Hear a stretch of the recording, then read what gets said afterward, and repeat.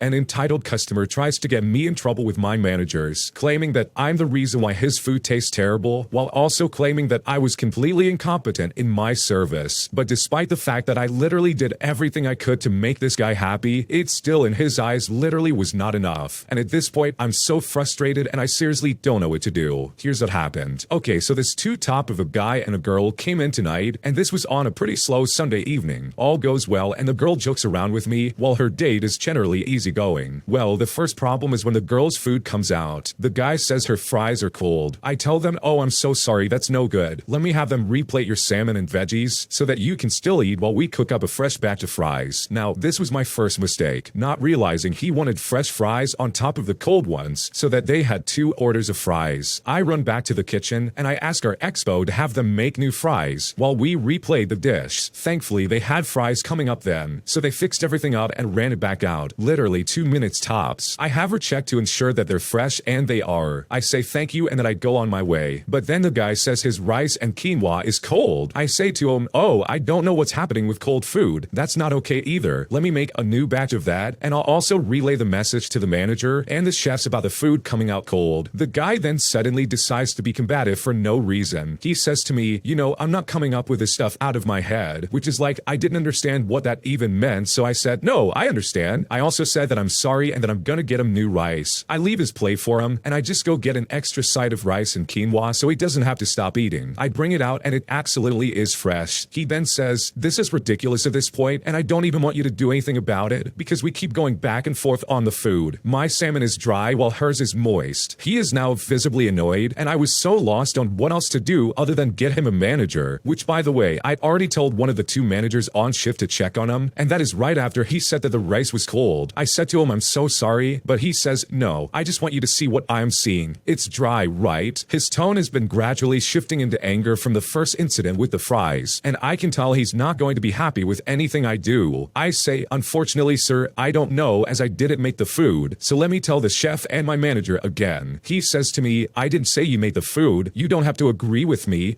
Never mind, but it's dry and you should be able to see that as a consumer. Now, it honestly looked like a regular salmon to me. I eat our salmon all the time and it's amazing. So I don't really know, but obviously I take his word for it and I tell my manager once again, well, he's not going over to the table, which is really odd. So I think to myself, okay, I'm just going to tell the second manager and ask him to check on the table, but instead, this guy just walks by. He doesn't speak to the table, but instead just looks at the table to see if he's eating and then tells me to comp his meal. I asked what the guy told him and he says nothing. They didn't talk. And right about now, I'm thinking, come on, neither manager wants to speak to this table at all. The 4th time I go up to this table after they've gotten their meals is right when it really just goes off the rails. I ask how everything is and the guy immediately starts berating me, saying stuff like, how do you think it's going? I already told you what's happening. Meanwhile, he's still eating his food. He's very combative at this point, and my other tables are turning to glance. So I say to him, okay, I'm sorry, I was just checking. And then he says, oh, you're checking now that we're almost done? What's that going to do? You've done nothing and no one in this restaurant has come to help make this right. I say to him, honestly, sir, I did tell my managers and I asked them to come speak with you. I'm sorry that they haven't and I will go get them again. Now, at this point, he's right. It's ridiculous I've had to ask them 3 times, but he doesn't know that I've asked them 3 times just to try and get a manager to step in and check on him. In his mind, I've done nothing but bring 2 fresh items they said were cold and haven't done anything about the dry salmon that he said he didn't want fixed. Once he heard I had asked for a manager and one hadn't come along, he gets very insistent about meeting the corporate phone number and starts getting louder, demanding the names and positions of the managers. He wanted to know if they were general managers or just shift managers, as well as literally their full names. Well, I gave their names that he's demanding, and I say, okay, hold on, and I leave to get a manager again because clearly I can't de-escalate the situation on my own. I tell my managers that he's demanding the corporate number and has asked for their names, and only then does one of them finally intervene. He proceeds to talk to this table for 25 minutes. I'm not even kidding. The table next to them is visibly uncomfortable and kept turning around to look at the guy who's complaining for so long, and then finally makes eye contact with me. They then ask for the check and then pull me aside to tell me not to worry about miserable people like that. Finally, my manager comes back after speaking with them, and the man and the woman start to leave. They have their food all boxed up to go despite it being terrible in their eyes, and obviously had their entire meals comped. But then the guy starts pulling cash out and waits to the very front to make sure he tips the kitchen staff and the manager. He then leaves smiling and waving. Now, I see all of this, and I ask my manager if he tipped him and the chefs, to which he says yes. I asked what his issue was with me then, and what did you guys talk about for so long? He says to me, you took the girl's plate to get new fries instead of leaving it and get extra ones. And he said you were in no rush to help and had no urgency. The expo overheard and jumps in to back me up on getting the fresh fries and rice as soon as possible. Now at this point, I'd had it. I'm incredibly stressed out as it is, and this table made me feel awful. And now it seemed like my manager, who spoke to the guy, was agreeing that I should have done things differently. So I told both managers, honestly, I did ask both of you guys to check on him several times, and both of you guys waited until he berated me about corporate and wanted your names. You waited until my tables were visibly uncomfortable. I'm actually very upset and I need to go calm down. One manager was silent while the other one argues with me that I never asked him to talk to the table. I reiterated that I did more than once and then went to the back to calm down. I finished my shift and I left, but I'm already working on my master's project at 2 in the morning and I have to teach tomorrow in a few hours because it's so expensive out here having 2 jobs, not to mention being in school. And I'm honestly so sick of these people pushing me over the edge. Yeah, your managers are clearly trying to save face. For them to act like, oh yeah, you didn't ask us to do anything. That seriously is so toxic, it's not even funny. I used to have managers like that at previous jobs, and let me tell you something, nothing is more infuriating than watching people straight up lie to your face and try to gaslight you. You went up to them 3 separate times. You said to them, hey, I need you to be a manager and do something about it. Not just walk by the table and be like, oh, their meals are going to be free. And it's so ironic that the only time they stepped in to do anything about the situation is right when you said, oh yeah, they're going to call corporate by the way, have fun. Like that's the mark of someone who should not be a manager in my opinion. And that honestly sucks for someone like you who's just tried to work and get through school as well as their other jobs. Also, when it comes to this entitled customer, I seriously bet they acted like that on purpose just so they could get a free meal out of your service. And by the way, you were serving them. You went above and beyond what you needed to do just to make sure that they had their stuff exactly as they wanted. And what you experienced is something that a lot of people in customer service also experience. The customer will treat you like garbage even though you've done everything you possibly can, and then once they have a manager that they can scream at, they suddenly turn the tables and act like you're the reason that none of this is right. And that's so unfair for you because you did everything right. You did exactly what you needed to do to make sure these people were happy. But even that, it still wasn't enough. So honestly, your managers are straight up jerks for not keeping an eye on you and try to be better stewards of their employees. Because in my eyes, you did everything right. And for that one manager and this guy to act like you're just incompetent and you didn't do anything correct, in my opinion, is very insulting and completely uncalled for. If you like Am I the Jerk, you're probably going to love Am I the Genius. Check it out, link down below in the description. Also, go to amithejerk.com/submit if you would like to submit your own stories. My entitled mother refuses to allow my boyfriend to come over for Christmas Day, claiming that he would have to pay $200 a night just to stay with us. And now, as a result, I've decided that I'm not coming over for Christmas, and I honestly could not be more relieved. Here's what happened. So for context, I've been dating this guy for a few months now. I'm a 21-year-old female and he is 24 years old. He doesn't have anyone to celebrate Christmas with and has never celebrated it before. So I thought it'd be fun if he spent it with my family, especially since I have to go back for the holidays. My mom runs an Airbnb thing in our house to make extra money, but in the winter, not many people are looking for a vacation, so there usually aren't any bookings. And because I'm her daughter, she lets me stay here for free. When I brought this up with her, she said that he would have to pay $200 a night to stay with us for Christmas, since he would be taking an extra room. I told her that he could just stay in my room because I don't think it's reasonable to charge him money when I'm the one who suggested that he spend it with us. But she said he couldn't do that because he needs to pay if he wants to be with me. She actually says that this time she's not going to let someone be with me without paying. So I asked her, if he pays, can we stay in the same room? And she responded by saying no. And she also said that he can't stay for more than 2 days. Now, I thought this was ridiculous. So I told her that we would find an Airbnb somewhere else. But I'm a broke college student, and between the fees for traveling back home, the winter tuition payment, and rent, I can't possibly also afford to stay in an Airbnb or even try to split it with my boyfriend. But at the same time, I feel like I need to stand my ground because she's been very disrespectful to every single one of my friends and exes, and I'm honestly sick of it. So I don't want to just give in to her demands. I'm tempted to tell her if she doesn't let him stay with us without charging him, then I'm not coming back home for Christmas because I'm tired of her not respecting me as an adult and try to extort my friends and relationships for money. By the way, this is not the first time she's done something like this, but I also don't want my siblings to feel like I'm abandoning them for a relationship. What should I do? Okay, the mom in this situation says sounds absolutely obnoxious. Like seriously, you're gonna act like your house is actually a hotel and be like, okay, you can stay for free, but your boyfriend, oh no, they have to stay for $200 a night. Like that really is her trying to extort him for money. It's not even funny. And the fact that this has even happened before is crazy to me. Who in their right mind would be okay with this kind of behavior? Now, the original poster actually has an update, and they stated that now every single room is now permanently rented out, including her room. So if she did want to come back over for Christmas, she would have to stay in the same bed as her mom, which really sucks because nobody would ever want to do that. And so now it looks like the original poster is just not going to go home, which is honestly like really fantastic news because that is such a weird setup. Like this lady couldn't be like, okay, for this 1 week, I'm not going to have any kind of guests coming over the house, and instead I'm going to have my daughter and her boyfriend over. Like I really don't think that would have been hard, and honestly, it would have solved so many problems. So good for you for not having to go, because I know if I was in your shoes, I would just be relieved that I don't have to put up with any of that garbage. Today, I messed up by screaming at my psychologist over the phone, thinking that they were actually another spam phone call. And now I'm completely humiliated, and I seriously don't know what to do. Here's what happened. So over the last few weeks, I've been getting multiple spam calls from different phone numbers, the type where you pick up the phone and there's just silence on the other end. I've tried my best to block every single one of them so I don't get bothered anymore, and it worked for a while until I started getting calls from unknown numbers. Now, coincidentally, I also started seeing a psychologist around the same time that I started getting the no caller ID calls. I had gone to my first appointment on a Thursday, talked to her a lot, and she told me that she'd give me a call the following week in order to tell me what she discussed with her higher-ups. I left the appointment and simply went about my day. That day, I got 2 calls from numbers I don't know, which genuinely upset me. Angrily, I decided the next time I will pick up my phone and just scream as loud as I can at the person on the other end. And I think you see exactly where this is going. The same day, while on my way to work, I get another call from an unknown number. I was already extremely angry due to the calls from earlier. Traffic was also horrible, and well, I was on my way to work. I mean, what did you expect? I pick up the phone, wait a few seconds, no one says anything, and then I yell as loudly as I can for several seconds. Just pure guttural screaming. I proudly hang up the phone and continue with my drive. 2 minutes later, I get another call from an unknown number, and I'm planning to do the same thing I did before, because they clearly didn't get the message. I pick up the phone, and this time, someone does say something. The connection sucks, so I only understand the name of the city my psychologist is located in. At first, I thought it was someone calling me regarding one of the apartment renting listings I was interested in, since I was desperately looking for an apartment in the same city at the time. So I froze in panic and I just hung up the phone. I was so embarrassed that I just yelled at my potential landlord that I just didn't want to deal with it, even if it meant that I wouldn't have a roof over my head. I feel tears forming in my eyes, but I kept driving nonetheless. A couple minutes later, my phone rings again. This time, it's an actual phone number that I don't recognize. I didn't know what to think. I wasn't sure whether it was the same person from before or not, so I was debating whether I should pick up the phone given the massive mess from earlier. I quickly think about an excuse and just decide to try and answer it. I pick up the phone, and then I hear my psychologist saying that she's calling from the clinic I was going to. Mind you, she said she'd call me the following week, so I didn't expect it to be her calling me. Obviously, I'm 1,000 times more embarrassed than I was before. I mean, I just yelled at the woman who was supposed to help me with my mental health, and now she's definitely convinced that I'm actually insane. But hey, at least I didn't blow my chances at getting an apartment. I let out a deep sigh and I say hello. She then starts explaining that she already called me twice, but she thinks that the connection was faulty, which is really a nice way to put it. I then respond and say that I'm behind the wheel, and that my baby sister, which I don't have by the way, had my phone the whole time, and I didn't know what she was doing. She said it's not a big deal, and that she calmly explained my treatment plan. And ever since this incident, I've been so embarrassed to even look at her in the eyes, and all I can think about is how loudly I screamed at this poor woman over the phone. Honestly, this is a very funny story if you think about it in hindsight. First of all, I totally understand where you're coming from. I get spam calls all the time, and I have no idea how these people got my number. It's always people that are just trying to sell me something like insurance or other garbage like that, and it's so annoying and it's so frustrating to deal with. So I completely understand where you're coming from. Trust me on that one. I think the one silver lining you can definitely hold on to here is that your psychologist absolutely has ran into more weird situations than that. Like seriously, do you think you're the only person to scream at them on the phone? I'm willing to bet that this is not the first time that's happened, and it will definitely not be the last time either. And sure, you did lie to her about how that noise came out of your phone, but honestly, even if you do decide to fess up, I really don't think they're gonna care that much, to be completely honest. So overall, I wouldn't be so hard on yourself, because honestly, I would be very frustrated in that scenario as well, because getting spam phone calls like that over and over again is truly infuriating, and I think your frustration is absolutely understandable. my entitled angry boss demanded that I stay all night until one of the bay doors at our auto shop is fixed and repaired. So I decided to maliciously comply, and as a result, I got so much overtime pay that I walked away with a massive paycheck. And there was not a single thing my angry boss could do about it. Here's what happened. So for a little bit of backstory, I worked at the time at an oil change place. They had recently moved managers from salaried positions over to hourly positions. And this is because some managers in different cities were just lying and not going to work while getting the same check every payday. And I warned them that if anything, my pay was going to go way up because I'm here a lot more than 40 hours a week. And they said that they were good with that. Well, one night I get a call at 7 o'clock p.m., which is 2 hours after close, from one of my guys who was in the shop after hours without permission. And I come to find out that he had crashed into the bay door. And as a result, he ended up getting fired. So I came in and investigated. The most relevant fact here was that he bent the door, so there was maybe a 4-inch by 4-inch gap. A house cat could have squeezed through if it really wanted to. I called our door repair guys immediately, and they said their folks were on an emergency after hours call already, and they were about 5 hours away, and that they could be there in the morning. I said that's fine since this wasn't a danger. I mean, the door was in place, not visible from the street. You'd have to be behind our building looking for this kind of thing to find it. Plus, the alarm is still set and motion detectors still work. Anyone that broke in through this metal door with a 4-inch gap would have to need tools and was gonna get in even without the gap. We didn't even keep more than 100 buckets of cash around, and anything expensive to steal was equipment bolted to the floor. So in my mind, we're just gonna deal with this tomorrow, right? Well, obviously no. I called my boss to fill him in, and he said to call the door guys. I told him that I did already and tried to explain their situation. He interrupted me and told me in super rude and loud words just to call them and not bother him again about it. And for reference, this guy is a massive jerk, and he did not like being called after work or having to do any work ever. He then texted me to rudely say that I'd better well stay there until they arrive and finish the repair. So since I was single, had no plans, and was now paid hourly, I decided this sounded like easy money. I pulled out 2 comfy office chairs to make a bed or a couch, watched YouTube and did assorted internet scrolling, and slept at normal times pretty comfortably until 8 o'clock in the morning. They showed up around 9 o'clock and fixed the problem pretty quickly, and I was already on my regularly scheduled 8 to 5 shift that day, which I finished. So with that in mind, let's do the math. That overnight waiting from 7 o'clock p.m. until 8 o'clock in the morning was 13 hours, and it was all overtime at time and a half. Then my normal shift was about 9 hours, which was all also at time and a half. So in total, I had about 33 hours of pay for doing absolutely my normal shift, along with some sleeping that was barely even an inconvenience. Well, my boss sees it come payday and tries to give me a yelling over email for trying to rip off the company, sending a message to all of the big bosses as well as HR and payroll. Well, I replied to all of them, explained the situation, including the text message screenshot. Well, suddenly, I'm not the one getting yelled at anymore, and I ended up getting every bit of that overtime pay, despite what my boss wanted to say. Yeah, that boss is a complete idiot. Anyone with a brain could see that this is something that could have easily been fixed the next morning. And guess what? It was. This guy literally just slept at work and got paid way more than he should have just to wait for these guys to come in the morning. Like seriously, this is one of those instances where maliciously complying is like the best thing you could do, because at the end of the day, the original poster got a sweet paycheck, and there was nothing that their entitled awful boss could do about it. When you subscribe, make sure to hit the bell to turn on notifications. To finish listening to all the stories, check out the playlist at the top of the description. And if you want some chill music to put on in the background, check out Easy Mode. If you like Am I the Jerk, subscribe to Am I the Genius. Everything will be linked down below in the description.